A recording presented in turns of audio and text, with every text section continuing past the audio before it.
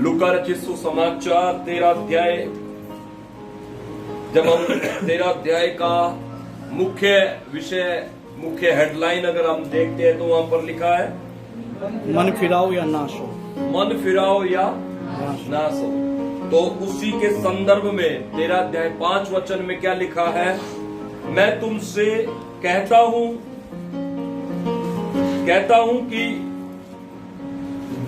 मैं तुमसे कहता हूँ कि नहीं, परंतु यदि तुम मन न फिराओगे तो तुम सब भी इसी रीति से नष्ट होगे। इसी रीति से नष्ट हो जाओगे। तो प्रभु ने पीछे कुछ बताया था, शिक्षा कुछ प्रभु ने दी थी।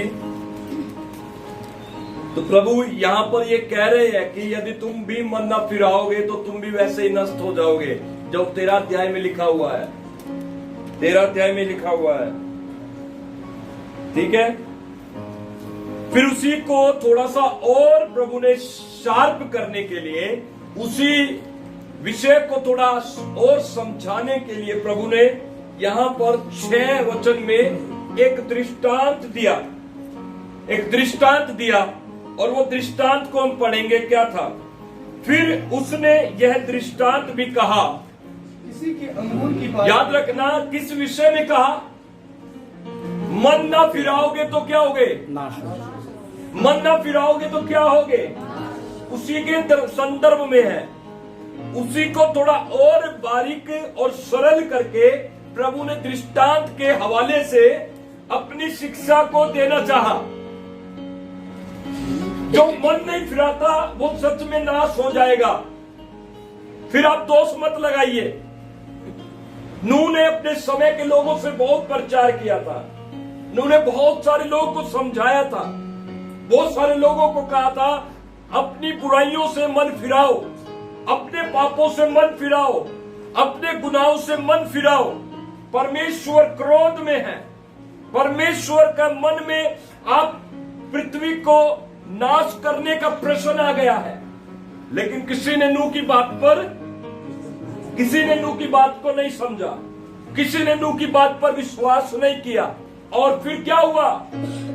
जल बरसने लगा, नदियों से, समुद्रों से उफान उठने लगी और पानी उफान मारने लगा और पानी पृथ्वी की ऊंची ऊंची चोटियों से भी ऊपर तक चला गया और पूरी पृथ्वी मर गई। पूरी पृथ्वी के प्राणी मर गए। क्या जीव, क्या जंतु, क्या आकाश के पक्षी। बाइबल में लिखा आकाश के पक्षी भी मर गए।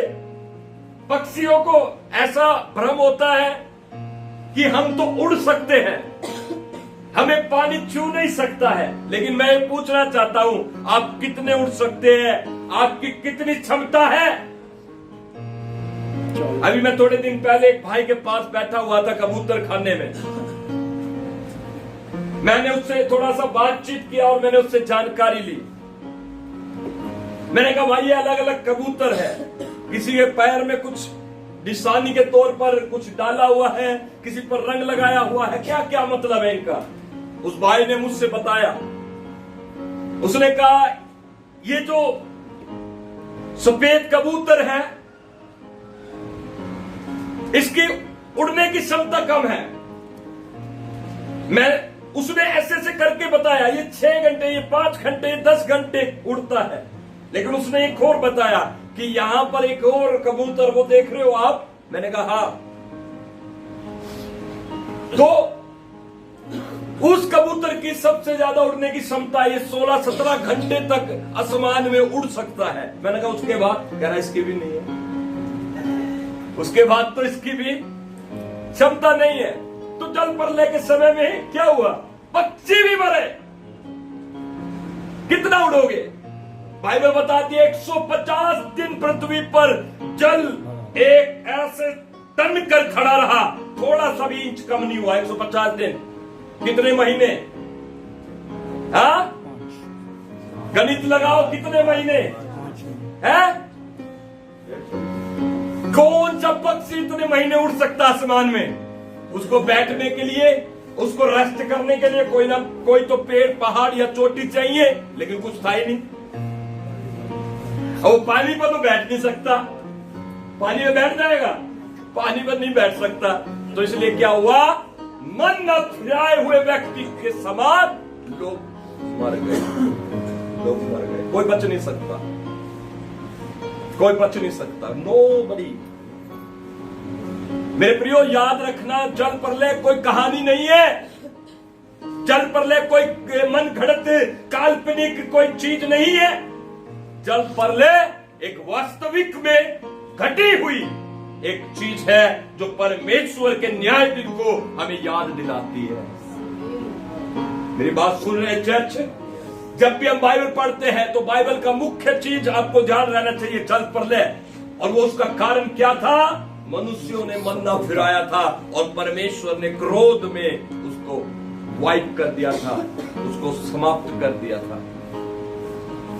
इसलिए यीशु मसीह ने एक दृष्टांत दिया, यीशु मसीह ने दृष्टांत दिया। आज हमारे पास अवसर है, आज हमारे पास मौका है, हम अपनी जिंदगी को मसीह यीशु में आने के बाद बेहतर बना सकते हैं, अपने पापों को छोड़ सकते हैं, अपने गुनाहों से तौबा कर सकते हैं और यीशु मसीह के सम्मुख आकर हम ये आज निर्णय ले सकते हैं कि आज से मैं अपने जीवन को सांसारिक नहीं आत्मिक जीऊंगा। अगर आज आप ये निर्णय लेंगे तो मैं बता देना चाहता हूं, आने वाला हफ्ता आपके लिए आशीषित होगा यीशु के नाम में। जब आप आज ये निर्णय लेंगे, आने वाले हफ्ते में गवाहियां खड़ी होगी यीशु के नाम में। चेंज को आप देखेंगे यीशु मसीह के नाम में। आमीन। ऊंचा कहीं चर्चे, जोर से कहे हालेलुया, जोर से कहे हालेलुया। प्रभु यीशु मसीह ने दृष्टांत के हवाले से एक बात कही। किसी की अंगूर की बारी में एक अंजीर का वृक्ष लगा हुआ था और वह उसमें फल ढूंढने आया परंतु ना पाया। तब उसने बारी के रखवाले से कहा, देख 3 वर्ष से मैं इस अंजीर के पेड़ में फल ढूंढने आता हूं परंतु नहीं पाता, इसे काट डाल कि यह भूमि को भी क्यों रोके रहे। उसने उसको उत्तर दिया, हे स्वामी, इसे इस वर्ष और रहने दे कि मैं इसके चारों ओर खोद खाद डालूं, यदि आगे को फले तो भला, नहीं तो आपको पता है प्रभु यीशु मसीह में आना हमारे लिए एक सौभाग्य की बात है। प्रभु को जानना हमारे लिए एक बहुत ही आशीषित बात है। आपको पता है प्रभु में ना आते तो हम वैसे ही नाश होने वाले थे। यीशु मसीह को ना जानते तो नाश होने वाले थे। हमारे पास कोई भी लाइफ लाइन नहीं बची हुई थी, लेकिन यीशु मसीह ने हम पर अनुग्रह के द्वारा, हम पर अपनी दया दृष्टि के द्वारा, कृपा के द्वारा प्रभु ने बीच में आकर हमें एक अवसर दे दिया है, हमें एक उम्मीद दे दी है, हमें जीने का एक सही रास्ता दे दिया है। तो आज यदि कोई मनुष्य बचना चाहता है, यदि आज कोई मनुष्य उद्धार पाना चाहता है, उसके लिए लाइफ लाइन खुली है, उसके लिए अवसर बचा है, वो जी सकता है। कितनी खुशी की बात होती है जब एक व्यक्ति को पता चल जाता है कि भैया मैं तो थोड़े समय का मेहमान हूं। खुशी की बात है, वो व्यक्ति के लिए दुख की बात है। उसको पता चल जाए कोई गंभीर बीमारी उसके शरीर में लग गई है, अब तो मैं थोड़े दिन का मेहमान हूं, थोड़े दिन का मेरा पृथ्वी पर यात्रा है। अब उसके बाद डॉक्टर ने मुझे कहा है यू विल नॉट लिव मोर, तुम ज्यादा नहीं जियोगे। सुन रहे मेरी बात को? वो व्यक्ति के ऊपर क्या पहाड़ टूट जाता है जब आप यशायाह नबी की पुस्तक में देखते हैं एक राजा जिसको यशायाह नबी ने जाकर क्या कहा, परमेश्वर की आज्ञा सुन, तू ना बचेगा, तू मर जाएगा। और उसने क्या किया, अपना मुंह दीवार की ओर फेर कर उसने परमेश्वर से प्रार्थना की, फूट फूट कर रोने लगा। मृत्यु एक ऐसी चीज है जिसको मालूम हो जाती है उसका जीवन समाप्त हो जाता है। उसको पता चलता है कि मेरे पास अब लाइफ में कोई और चारा नहीं बचा है। एक ऐसे व्यक्ति के पास जिसके पास कोई जीने का सहारा नहीं, और एकदम से उसके पास जाकर कोई आपसे उससे ये बोले कि भैया नहीं, तेरे पास एक लाइफ लाइन है, एक रास्ता है, जिसके द्वारा तू मरेगा नहीं, तू जीवित रहेगा। उसके जीवन में उस दिन आनंद होना शुरू हो जाता है चर्च। उसके जीवन में खुशियां आनी शुरू हो जाती है चर्च। वो मृत्यु के भय से निकल बाहर आ जाता है चर्च। और उसी तरीके से यीशु मसीह ने हमें आकर गले लगाया। मेरी बात सुन रहे हैं? मरना तय था, मृत्यु में जाना तय था, लेकिन यीशु मसीह ने अपने लहू से, क्रूस के वसीले से, क्रूस की मृत्यु के द्वारा मुझे और आपको आकर बचा लिया। मैं बच गया हूँ, हालेलुया। मैं बच गया हूँ, हालेलुया। मैं बच गया हूँ, हालेलुया। मैं बचा लिया गया हूँ, हालेलुया। मैं छुड़ा लिया गया हूँ, हालेलुया। आज मेरे जीवन में मुझे आवश्यकता है मैं अब अपने जीवन को बर्बाद ना करूं। जब यीशु मसीह ने एक व्यक्ति को चंगा किया, यीशु मसीह ने जब उसे चंगा किया, उसके जीवन को परमेश्वर ने दुरुस्त किया, जिसके बारे में हम यूहन्ना 5 अध्याय में पढ़ते हैं। वो चंगा हो गया है। प्रभु ने उसको चंगाई होने के बाद प्रभु ने उससे क्या कहा? तू चंगा हो गया है, देख दोबारा पाप मत करना। हमारे लिए ये बहुत सुंदर और कीमती जीवन होना चाहिए। आपका जीवन बहुत कीमती है, हमें आपका जीवन बहुत कीमती है। आप इसको बर्बाद नहीं कर सकते। यहाँ पर बाइबल बताती है एक दृष्टांत के हवाले से। क्या कहते हैं? किसी की अंगूर की बारी में एक अंजीर का पेड़ लगा हुआ था और उसका मालिक प्रति वर्ष उसमें फल ढूंढने आता था, और ऐसे ही उसमें फल नहीं रहा। एक बार आया, फल नहीं मिला। दूसरी बार आया, फल नहीं मिला। तीसरी बार आया, फल नहीं मिला। अब जब ऐसे उसके मालिक ने देखा कि ये पेड़ तो फल दे ही नहीं रहा, तो उसके मालिक ने रखवाले से कहा, इसे काट दे, इसे काट दे, इसे काट दे। लेकिन रखवाला क्या कह रहा है?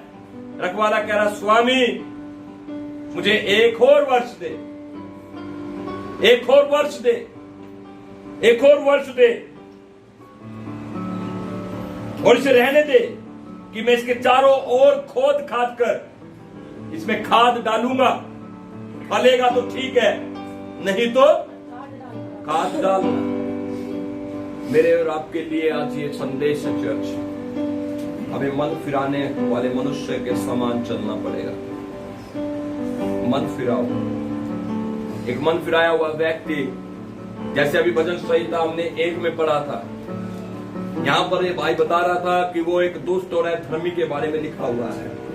लेकिन जब मैं उसको देखता हूं और गौर से ध्यान से देखता हूं, उसको और सरल भाषा में समझाने के लिए मैं आपको बताना चाहता हूं। भजन संहिता 1 में दुष्ट और धर्मी के बारे में तो दिखता ही है, लेकिन एक और बात वहां पर संसारिक और आध्यात्मिक 2 व्यक्ति मुझे दिखते हैं। संसारिक आध्यात्मिक, संसारिक और आध्यात्मिक। संसारिक मनुष्य संसार की बातों पर मन लगाता है, लेकिन आध्यात्मिक मनुष्य आत्मा की बातों पर मन लगाता है। मेरे साथ एक वचन निकाल कर पढ़िएगा कोई जोर से।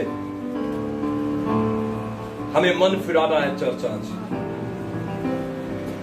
Thank you Lord. रोमियो की पत्री उसका 8 अध्याय और उसका 5 वचन, कोई जोर से पढ़िए। क्योंकि शारीरिक व्यक्ति हाँ जी शरीर की बातों पर मन लगाते हैं। यहाँ पर सुनिएगा ध्यान से। शारीरिक व्यक्ति शरीर की बातों पर मन लगाते हैं, परंतु आध्यात्मिक आत्मा की बातों पर मन लगाते हैं। परंतु आध्यात्मिक आत्मा की बातों पर मन लगाते हैं। जो शारीरिक होगा वो शारीरिक बात कहेगा।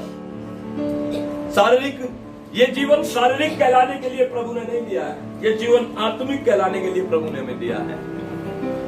इस दुनिया में भी बहुत सारे लोग हैं, बाहर वालों में और हमारे जीवनों में क्या फर्क है? वो संसार की बातें करते हैं, हम प्रभु की बातें करते हैं। वो संसार के दृष्टिकोण से देखते हैं चीजों को, वो संसार के दृष्टिकोण के ऊपर आधारित है, लेकिन हम प्रभु की बातों पर आधारित है, आध्यात्मिक बातों पर आधारित है।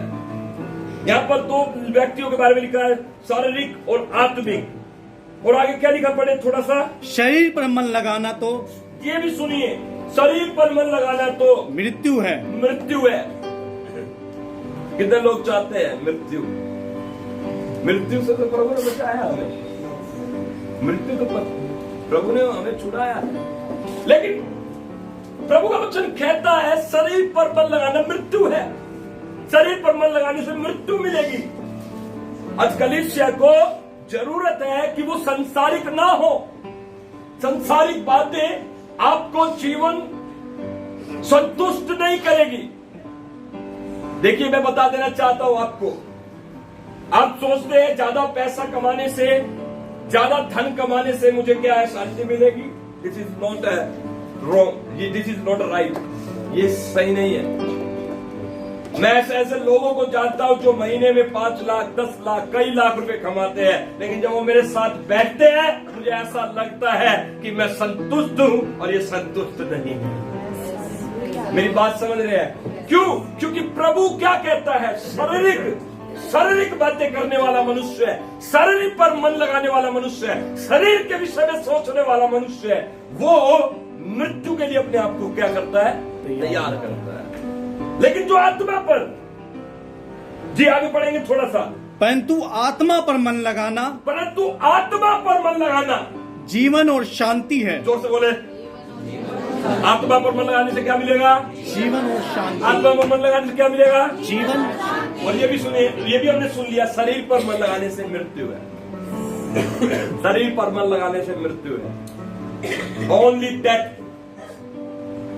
मेरी बात सुने चर्च, इसलिए हमने कलीसिया में आप लोगों को बुलाने के लिए कहा है, इसलिए हम चर्च आपको बुलाते हैं, इसलिए हम आपको बोलते हैं कि आप प्रार्थना करें, इसलिए हम बोलते हैं कि आप बाइबल पढ़ें, इसलिए हम बोलते हैं कि चर्च के कामों में, गतिविधियों में अपने हाथ लगाए। क्योंकि आप यदि संसार में रहोगे तो संसारिक हो जाओगे और आत्मा की बातों पर आप चल नहीं पाओगे। कलीसिया, मेरी बात सुनिए, कलीसिया प्रभु की है। कलीसिया को यीशु मसीह ने खरीदा है, उसने अपने लहू बहाकर हमारे पापों को क्षमा किया है और अब ये जीवन कीमती है। एक कहानी आपको बताता हूं। एक भाई ने एक कागज की, एक लकड़ी की एक छोटी सी नाव बनाई। क्या बनाई? नाव। ध्यान से सुनिएगा मेरी बात को। और उस लकड़ी की नाव बनाकर वो उसे एक छोटी नहर जैसी जगह में, पानी में वो लेकर गया और वो नाव पानी पर तैरने लगी।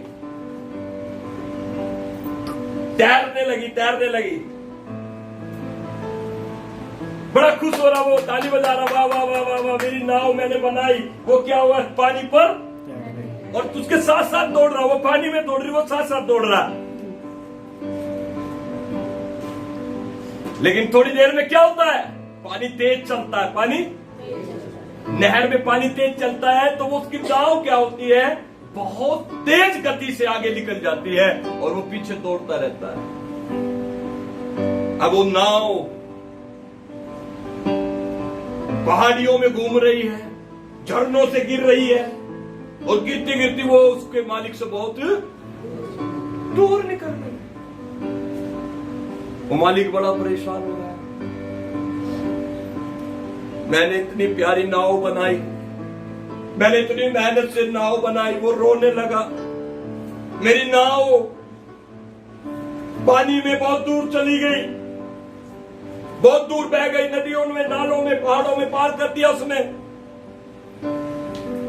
और वो पहाड़ों में पार होने के बाद वो एक बार फिर से एक तालाब में आकर तैरने लगी और वहां पर आकर तैरने लगी तो एक मछली पकड़ने वाला व्यक्ति, उसने जाकर उस नाव को उठा लिया और वो अपने घर में लेकर गया।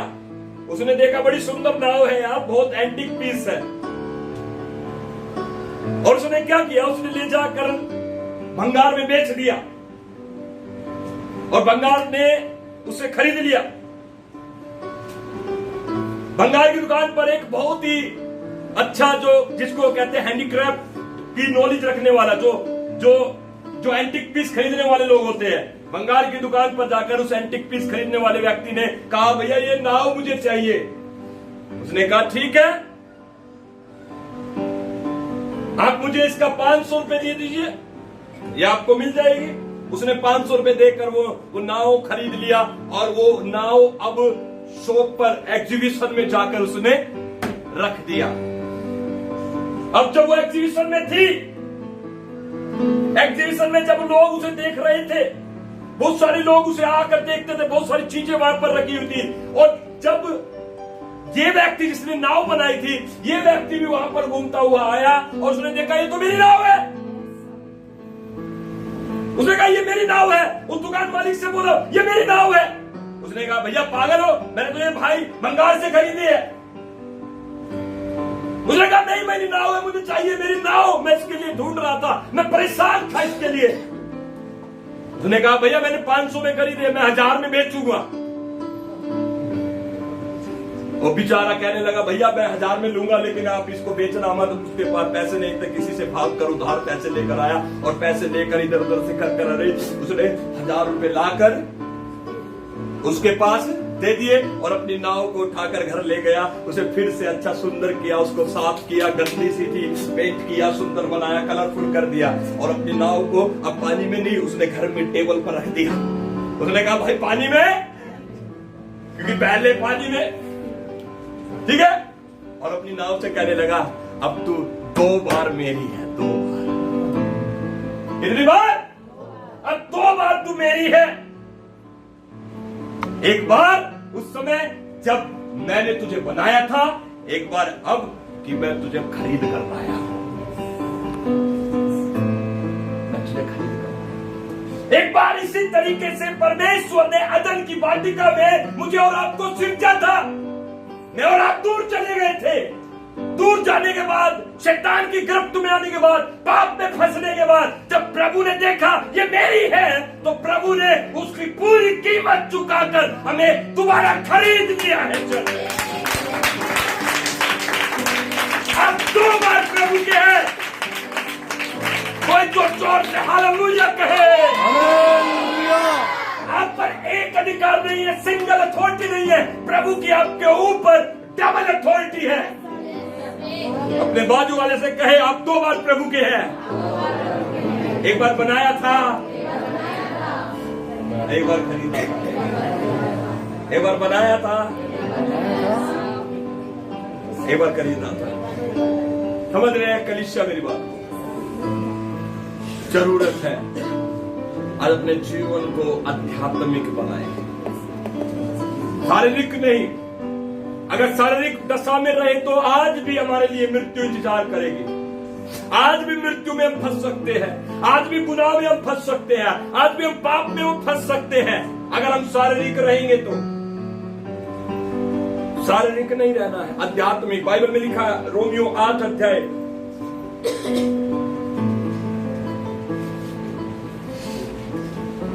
7 वचन में लिखा है, क्योंकि शरीर पर मन लगाना तो परमेश्वर से बैर रखना है। आप कभी परमेश्वर को प्रसन्न नहीं कर सकते यदि आप शारीरिक पर मन लगाएंगे, शारीरिक मनुष्य होंगे तो। You cannot please God if you are a worldly people. You cannot please God. आप खुदा को प्रसन्न नहीं करेंगे। लिखा है शरीर पर मन लगाना तो परमेश्वर से बैर। कौन बनेगा परमेश्वर का बैरी? शरीर पर मन लगाने से तुम परमेश्वर के बैरी बनोगे। लेकिन क्या लिखा, आगे पढ़ो। क्योंकि ना तो परमेश्वर की व्यवस्था के अधीन है। क्यों? क्योंकि वो ना तो परमेश्वर की व्यवस्था के अधीन है और ना हो सकता है, और ना कभी ऐसा मनुष्य है परमेश्वर की व्यवस्था के अधीन हो सकता है। कंटिन्यू। और जो शारीरिक दशा में है, और जो शारीरिक दशा में है, वे परमेश्वर को प्रसन्न नहीं कर सकते। वो खुदा को प्रसन्न। शारीरिक दशा में मतलब होने का मतलब, मेरा क्या कहने का मतलब है, आप परमेश्वर की बातों में इन्वॉल्व नहीं हो, परमेश्वर के कामों में इन्वॉल्वमेंट नहीं है। संडे चर्च आकर ताली बजाकर आराधना करके चले जाते हो। आप सोचते हो मैंने 3 चला दिया। कई लोगों को तो ऐसा लगता है मुझे आ गए तो बड़ी मेहरबानी हो गई। मेरे ऊपर मेहरबानी। मेरी बात सुन रहे हैं कलीसिया? उस दशा में शारीरिक मनुष्य, देखिए क्यों प्रभु ने कहा 6 दिन काम करो, 7वां दिन विश्राम का होगा। क्यों प्रभु ने कहा? क्योंकि अगर तुम वहीं पर रहे, संसार में रहे, तो संसारिक रहोगे, और संसारिक मनुष्य प्रभु को प्रसन्न नहीं कर सकता। इसलिए आध्यात्मिक बनो। अपने बाजू वाले से बोलो आध्यात्मिक बनो, है ना? Sunday church it's important, it's important for you. आपकी आत्मिक ग्रोथ के लिए, आपकी आत्मिक बढ़ोतरी के लिए आपको कलीसिया में आना पड़ेगा। ये मेरी आज्ञा नहीं, प्रभु की आज्ञा है। 6 दिन काम, 7वां दिन विश्राम का होगा। और उसने 7वें दिन को आशीष दी। ये मेरे रिचार्ज होने का टाइम होता है, जिसमें मैं स्पिरिचुअली ग्रोथ करूं। इसलिए मैं कलीसिया में आप लोगों को बार बार बुलाता हूं। कुछ बच्चों को तो मैं बार बार बुलाता हूं। हर एक प्रेयर मीटिंग में जाते हैं हम, हर एक बाइबल स्कूल में, हर एक बाइबल स्टडी में हम शामिल होते हैं। उन बच्चों को मैं शामिल करता हूं, फोर्स करता हूं, जाओ। क्यों? क्योंकि हमें आध्यात्मिक बनना है। और जिस समय मैं आध्यात्मिक बन जाता हूं, आप अपनी जिंदगी के हर बड़ी से बड़ी मुसीबत से बाहर आ जाओगे। कोई मुसीबत नहीं रहेगी, क्योंकि वचन में क्या लिखा है? जब हम प्रभु को प्रसन्न करेंगे, जब हम आध्यात्मिक हो जाएंगे, जब हम प्रेयर करने वाले बनेंगे, बाइबल पढ़ने वाले बनेंगे। और देखिए मैंने चर्च में अनाउंसमेंट किया 21 दिन के उपवास करने हैं। कितने लोग उपवास कर रहे हैं? 3 लोग। पूरी कलीसिया कहां सो रहे हो? चपाती खा रहे हो? मेरी बात सुने, अगर आप 21 दिन लगातार नहीं कर सकते, लेकिन हफ्ते में 2 तो करो। जो 2 नहीं कर सकते, 1 तो करो। हमें स्पिरिचुअली ग्रोथ करनी है, आत्मिक रीति से बढ़ना है। गलत तरीके से मत बढ़ना। अपने बाजू वाले से बोलो गलत तरीके से मत बढ़ना, गलत तरीके से मत बढ़ना। यूट्यूब चला लिया, बैठ गए, प्रचार सुन लिया, ज्ञानी बन गए, ये गलत तरीका है। यूट्यूब आपके लिए आत्मिकता में बढ़ोतरी का कारण नहीं हो सकता। हाँ, यूट्यूब आपको एक वातावरण दे देगा। उसमें प्रचार सुन लो, अच्छी बात है, गाने सुन लो, अच्छी बात है। मैं सोचता हूं ज्यादातर गाने सुनो, आराधना सुनो, प्रचार मत सुनो। प्रचार संडे को चर्च में सुनो। दूसरी बात, आराधना करो, ज्यादा आराधना करो। जब आप जैसे जैसे स्पिरिचुअली ग्रोथ करते जा रहे हो, आत्मिक रीति से बढ़ते जा रहे हो, बढ़ते जा रहे हो, बढ़ते जा रहे हो, आप कोई भी बात आपके लिए असंभव नहीं होगी। आप बड़ी से बड़ी चीजों पर जय का झंडा लहराओगे यीशु नाम में। मेरी बात सुन रहे हैं कलीसिया? आज प्रॉब्लम्स क्यों है? आज समस्याएं क्यों है? आज मेरे जीवन में मैं नुकसान में क्यों जा रहा हूं? घटी में क्यों जा रहा हूं? चीजें मुझ पर हावी क्यों हो रही है? Because I am not a spiritual person. मैं आध्यात्मिक नहीं हूं, मैं संसारिक हूं, मैं संसारिक हूं। और संसारिक दशा में एक मसीह व्यक्ति फलवंत नहीं हो सकता। याद रखिए, प्रभु ने उदाहरण दिया था, एक ऐसा पेड़ जो अंगूर की बारी में लगा हुआ था, अंजीर का पेड़, उसमें फल नहीं आ रहे थे। उसमें वो क्या है? वो कलीसिया है। वो पेड़, वो कलीसिया है। रखवाला कह रहा है, मालिक कह रहा है इसे काट दे, लेकिन रखवाला कह रहा है इसे छोड़ दे। 1 साल हो, 1 वर्ष हो, ग्रेस पीरियड दे दे, थोड़ा टाइम और दे। वो रखवाला कौन है? आपका और मेरा प्रभु यीशु मसीह। वो किसके लिए टाइम मांग रहा है? कलीसिया के लिए। वो किसके लिए कह रहा है इसे 1 वर्ष और दे दे? किसको? कलीसिया। जोर से बोले। वो कलीसिया के लिए कह रहा है। कलीसिया को फलवंत होना है। कलीसिया आपके अंदर फल आने जरूरी है। आपका फल प्रभु देखना चाहता है। प्रभु चाहता है कि आप फलवंत हो। प्रभु चाहता है कि आप निराशा से बाहर आए। प्रभु चाहता है आप सफलता में चले। प्रभु चाहता है आप जीत के झंडे लेकर चले। जिस क्षेत्र में जाए आप बुलंद और जीत होकर वापस आए। मेरी बात सुने चर्च, प्रभु आपके साथ चलना चाहता है। Hallelujah, hallelujah, hallelujah. प्रभु चाहता है हम स्पिरिचुअल पर्सन बने। हम शरीर में है लेकिन हम स्पिरिचुअल बन सकते हैं। हम शरीर में भी स्पिरिचुअल बन सकते हैं। कैसे? आप ध्यान लगाइए, आप ध्यान लगाइए, प्रभु में ध्यान लगाइए। और यहीं पर क्या लिखा है आगे? हाँ, परंतु जबकि परमेश्वर का आत्मा तुम में बसता है, परमेश्वर का आत्मा तुम में, कलीसिया में बसता है, तो तुम शारीरिक दशा में नहीं, तुम शारीरिक हो ही नहीं सकते, परंतु आत्मिक दशा में हो। हेलो, कितने लोगों के पास परमेश्वर का आत्मा है? हाथ उठाओ। कलीसिया, परमेश्वर के आत्मा का प्रमाण क्या है? परमेश्वर के आत्मा का प्रमाण है जो जुबान यीशु को प्रभु कहती है, उसके अंदर परमेश्वर का आत्मा बसता है। क्योंकि बिना परमेश्वर के आत्मा के हम यीशु को प्रभु नहीं कह सकते, नहीं कह सकते। मेरी बात सुन रहे हैं चर्च? एक व्यक्ति ने कभी भी यीशु मसीह का नाम नहीं लिया। कौन है वो? एक व्यक्ति यीशु मसीह का नाम नहीं लेता, वो कौन है? शैतान।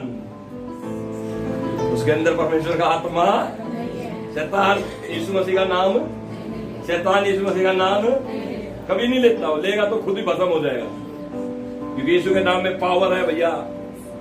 यीशु का नाम हम लेंगे, हम ताकतवर होंगे, हमें। लेकिन शैतान लेगा, खत्म हो जाएगा।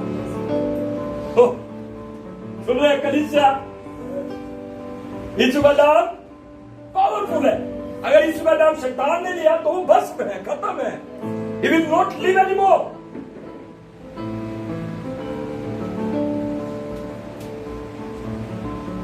परमेश्वर का आत्मा कलीसिया में है, तुम्हारे अंदर बसता है। अपने अंदर देखो, जांचो, एबिलिटी है।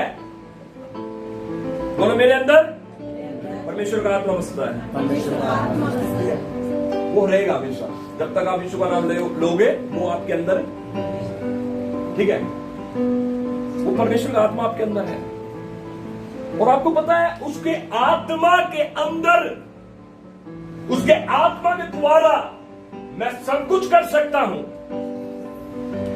मैं सब कुछ कर सकता हूं। जो मुझे सामर्थ देता है पवित्र आत्मा, मैं उसमें सब कुछ कर सकता हूं। या सुन लो, सब कुछ कर सकता हूं, हाँ या ना? मैं खर्चे से बाहर आ सकता हूं, हाँ या ना? मैं बीमारी से चंगा हो सकता हूं, हाँ या ना? मैं रेंट के घर से अपने घर में आ सकता हूं, हाँ या ना?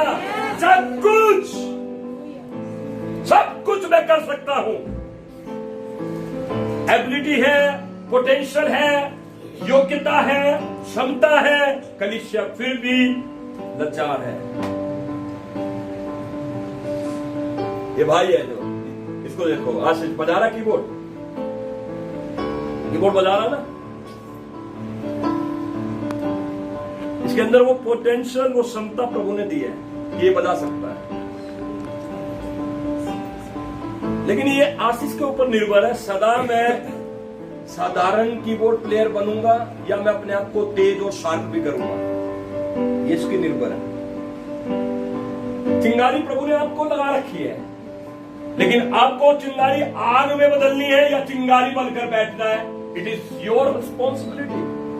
ये आपका डिसीजन है। मेरी बात सुन रहे हैं चर्च? पोटेंशियल प्रभु ने सबको दी है, क्षमता आपके अंदर है प्रभु में बढ़ने की। मनुष्य ही एक ऐसी प्रभु की रचना है जिसको परमेश्वर ने सीमित नहीं किया। उसके लिए कोई लाइन नहीं है, सीमित नहीं है। आप कितना भी पोटेंशियल, कितनी भी ज्यादा आप ग्रोथ कर सकते हो, कितना बढ़ सकते हो, बढ़ सकते हो। टॉप के सिंगर बन सकते हो, दुनिया के टॉप के म्यूजिशियन बन सकते हो, आपके अंदर वो योग्यता फिट है। टॉप के वर्शिप लीडर बन सकते हो, आपके अंदर योग्यता फिट है। टॉप के पास्टर प्रीचर बन सकते हो, आपके अंदर वो क्षमता फिट है। टॉप के लीडर बन सकते हो, आपके अंदर वो क्षमता फिट है। आपको उसे आत्मा के द्वारा, आत्मा के वसीले से बढ़ाना है। एक दो लोग हालेलुया बोल रहे हैं। मैंने सबके लिए बोला, आप कितना भी पढ़ सकते हैं। हालेलुया। कितना भी पोटेंशियल, कितनी भी ऊंचाइयों तक आप जाइए, प्रभु को खुशी मिलेगी। प्रभु कभी आपसे आपकी कामयाबी को देखकर जलेंगे नहीं, कभी भी आप कामयाबी को देखकर निराश नहीं होंगे, क्योंकि वो प्रभु उसको खुशी होते हैं जब उसके बच्चे ग्रो करते हैं। ग्रो करे, ग्रो इस सप्ताह में ग्रो करे, ग्रो हर क्षेत्र में ग्रो हर क्षेत्र में स्पिरिचुअलिटी को ग्रो करे, फिजिकल वर्ल्ड में ग्रो करे, फाइनेंस में ग्रो करे, हर चीज में ग्रो। इसे स्वीकार करें यीशु मसीह के नाम में, इसे रिसीव करें यीशु मसीह के नाम में। ये सप्ताह आपका ग्रोथ का होगा यीशु के नाम में। Hallelujah church, hallelujah church. परमेश्वर का आत्मा गलीशिया में है। 9 वचन में लिखा है कि परमेश्वर का आत्मा तुम में बसता है, तो तुम शारीरिक दशा में नहीं परंतु आत्मिक दशा में हो। यदि किसी में मसीह का आत्मा नहीं तो वो, यदि किसी में मसीह का आत्मा नहीं, इसका मतलब क्या है? मतलब आपके अंदर, मैंने वो ही बोला पहले भी कि यीशु मसीह का नाम आप उसकी बिना आत्मा के सहायता से आप ले नहीं सकते, ठीक है? तो ये प्रमाण है। मैं यीशु को प्रभु कहता हूं, मैं क्रूस पर चढ़ाए हुए यीशु मसीह को एक्सेप्ट करता हूं, ग्रहण करता हूं, ये मेरा प्रमाण है। परमेश्वर का आत्मा मेरे अंदर वास करता है, पक्का करता है। जब आप ड्रिंक करते हो, प्रभु का आत्मा आपके अंदर है। जब पीते हो, प्रभु का आत्मा आपके अंदर है। जब धुआं छोड़ते हो, प्रभु का आत्मा आपके अंदर है। जब किसी को गलत दृष्टि से देखते हो, परमेश्वर का आत्मा आपके अंदर है। बट सवाल ये है, इन कामों को जब आप करते हो, उसका आत्मा अंदर शोकित होता है, दुखी होता है, दुखी होता है। और बाइबल क्या बताती है? उसके पवित्र आत्मा को शोकित मत करो। हेलो, पवित्र आत्मा को शोकित मत करो, जिससे तुम पर उद्धार पाने के लिए, अनंत जीवन पाने के लिए तुम पर मोहर लगाई है, स्टैंप किया है होली स्पिरिट के द्वारा। आप पक्का प्रभु के हो, स्टैंप है, पवित्र आत्मा की स्टैंप है, आप पक्का प्रभु के हो। आमीन। मेरी बात सुन रहे हैं? बट क्वेश्चन ये है, आप उस आत्मा को शोकित मत करो, क्योंकि जब पवित्र आत्मा शोकित होगा, आप कहीं पर ग्रो नहीं कर पाओगे, कहीं पर ग्रो नहीं। चर्च मेरी बात समझ रहे हैं? आप ग्रो नहीं कर पाओगे। फिर यीशु मसीह आपके पास है, लेकिन यीशु मसीह को आपने अवसर नहीं दिया कि वो आपके लिए काम करे। यीशु मसीह आपके साथ है, प्रभु को आपने अवसर नहीं दिया कि वो आपके लिए जंग लड़े। क्यों? क्योंकि स्पिरिट शोकित है, आत्मा शोकित है, आत्मा दुखित है। Therefore, इसलिए कलीसिया बढ़ नहीं रही। इसलिए कलीसिया की ग्रोथ, मैं नंबर की ग्रोथ नहीं कर रहा हूं, ग्रोथ मतलब आपका इनर मैन, स्पिरिचुअल पर्सन बढ़ नहीं रहा, बढ़ नहीं रहा। बहुत सिंपल है चर्च, बहुत सिंपल है प्रभु की बातों को एक्सेप्ट करना, उसको मानना। हम लोग यही बात बोलते हैं कलीसिया में, आप स्पिरिचुअली ग्रो करें, आत्मिक क्षेत्र में ग्रो करें। क्योंकि आप कितनी बार यीशु मसीह के हैं? कितनी बार यीशु मसीह के हैं? कितनी बार यीशु मसीह के हैं? एक बार बनाया था, एक बार खरीदा था। सही है गलत है? एक बार बनाया, एक बार खरीदा। मैं किसका हूं? प्रभु का। मैं किसका हूं? मैं किसका हूं? मुझे ग्रो करना है, ग्रो करना है।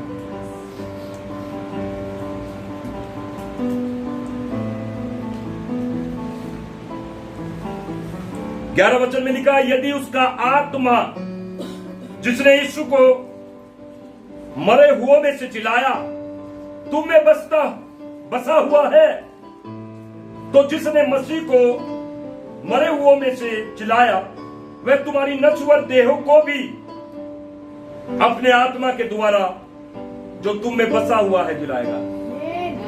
ठीक है, बाइबल ये बताती है जिस आत्मा में वो अगर तुम में बसा हुआ है तो उस आत्मा ने जैसे मसीह को मुर्दों में से जिलाया, मसीह मुर्दों में से जिलाया, तीसरे दिन यीशु मसीह जी उठे महिमा के साथ। पूरी दुनिया इस बात की गवाह है, इजराइल की खाली कब्र वो इस बात की गवाह है। दुनिया से सब पर्यटक लोग, यात्री लोग वहां जाते इजराइल में कब्र देखने के लिए, लेकिन क्या मिलता है? खाली। किसी की कब्र खोद कर देखो, वो खाली है। क्या मिलेगा? हड्डी मिलेगी, राख मिलेगी, मिट्टी मिलेगी, लेकिन यीशु मसीह की कितनी, मतलब दुनिया वहां जाती है, देख रहे फोटो खिंचवा के आ जाते हैं, लेकिन यीशु मसीह के ऊपर विश्वास नहीं करते लोग। कितने जीवन देखकर, जीवन के पास आकर, पानी के पास जाकर प्यासे रह जाते हैं। दुख की बात है, बहुत दुख की बात है। आज दुनिया को, इस संसार को मैं बताना चाहता हूं, यीशु मसीह जीवित है। इस बात का सबूत यह है, इस्राएल में कब्र खाली पड़ी हुई है और यीशु मसीह जीवित है, इसलिए वो प्रभु है। यीशु को विश्वास से ग्रहण करें और अपना मुक्तिदाता के रूप में उसे स्वीकार करें और उसके मुताबिक अपने जीवन को जिए। प्रभु आपको हर क्षेत्र में जयवंत बनाए, उसका आत्मा आपको जयवंत बनाएगा। Church, hallelujah. उसका आत्मा आपकी निराशाओं को दूर करेगा, हालेलुया। उसका आत्मा आपके नश्वर देह को चंगा करेगा, हालेलुया। आज के दिन से आप उसकी आत्मा के द्वारा चलाए जाए यीशु मसीह के नाम में। आपका स्पिरिटफुल पर्सन बढ़े यीशु मसीह के नाम में। आमीन। ऊंचा कहीं चर्च। तो हम शरीर के कर्जदार नहीं कि शरीर के दिन अनुसार, शरीर के अनुसार हम दिन काटे। 12 वचन पढ़िए जोर से पूरी कलीसिया। हम शरीर के कर्जदार नहीं कि शरीर के अनुसार दिन काटे। 13 वचन में पढ़ो। क्योंकि यदि तुम शरीर के अनुसार दिन काटोगे तो मरोगे, यदि आत्मा और देह की आप मारोगे तो जीवित रहोगे। 14 वचन पढ़ो एक साथ। इसलिए कि जितने लोग परमेश्वर के आत्मा को चलाए जाते हैं वे परमेश्वर के पुत्र हैं। बाइबल बताती है, वचन में लिखा है, यदि तुम शरीर के अनुसार दिन काटोगे तो मरोगे, है ना। और उसके बाद लिखा वचन में, यदि तुम परमेश्वर के आत्मा के द्वारा चलते हो तो तुम परमेश्वर के पुत्र, परमेश्वर के पुत्र हो। क्या बनना है आपको? विश्वासी बनना है, पुत्र बनना है। चल, मेरी बात सुन रहे हैं? विश्वासी जीवन मसीहत में पहला कदम है, फर्स्ट स्टेप। यीशु की क्रूस की कथा पर सुनकर आपने विश्वास किया, विश्वास करने से आप विश्वासी बन गए। आमीन। आपका सेकंड लेवल क्या होता है? उसका पुत्र कहलाने के लिए करना क्या पड़ेगा? विश्वासी होने के बाद भी लोग पाप करते हैं, झूठ बोलते हैं, गाली बकते हैं, गुस्सा करते हैं, व्यभिचार करते हैं, चोरी करते हैं, डाके डालते हैं। विश्वासी ये कर सकता है, लेकिन परमेश्वर का पुत्र, हेलो, प्रिंस चार्ल्स के बेटे को किसी ने चोरी करते हुए देखा क्या? प्रिंस चार्ल्स के बेटे को किसी ने हथकड़ी लगाते हुए देखा क्या? मेरी बात सुन रहे? कौन है प्रिंस चार्ल्स? कौन है प्रिंस चार्ल्स? जोर से बोलते हैं, वो क्या होगा? दर्द। जोर से बोल भाई, पता है कौन है प्रिंस चार्ल्स? इंग्लैंड का किंग है, ठीक है ना? Prince William. कौन है? जोर से बोल दो। उसका बेटा चोरी करेगा, उसको पुलिस पकड़ेगी क्या? ऐसा उसका स्टेटस होगा क्या? है? ये दुनियावी राजा का बेटा है भैया। आप स्वर्गीय परमेश्वर पिता के बेटे हो, आप स्वर्ग के परमेश्वर के बेटा बेटी हो। हमें कोई चीज आप पर हावी नहीं हो सकती। चर्च, बाइबल बताती है कि आप शरीर के कर्जदार नहीं, आप शरीर के कर्जदार नहीं हो कि उसके द्वारा, उसके अनुसार दिन काटोगे। आप उसके कर्जदार नहीं हो, आपके कर्जे माफ हो चुके हैं। आपको 2 बार खरीदा गया है चर्च, इसलिए आपको उससे डरने की जरूरत नहीं है, शैतान से घबराने की जरूरत नहीं है। आप 100 के 100 100 टाइम्स आप यीशु मसीह के हो बस। यीशु मसीह के ही होने से आपको खुश होने की जरूरत है।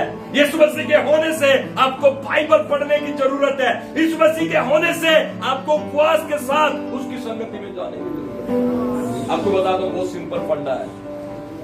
जब तक दूर रहोगे फंसे रहोगे, जब तक प्रभु से दूर रहोगे फंसे रहोगे। विश्वासी बने रहोगे, बोलो फंसे रहेंगे। विश्वासी बने रहोगे तो अब पुत्र बनोगे तो बचोगे।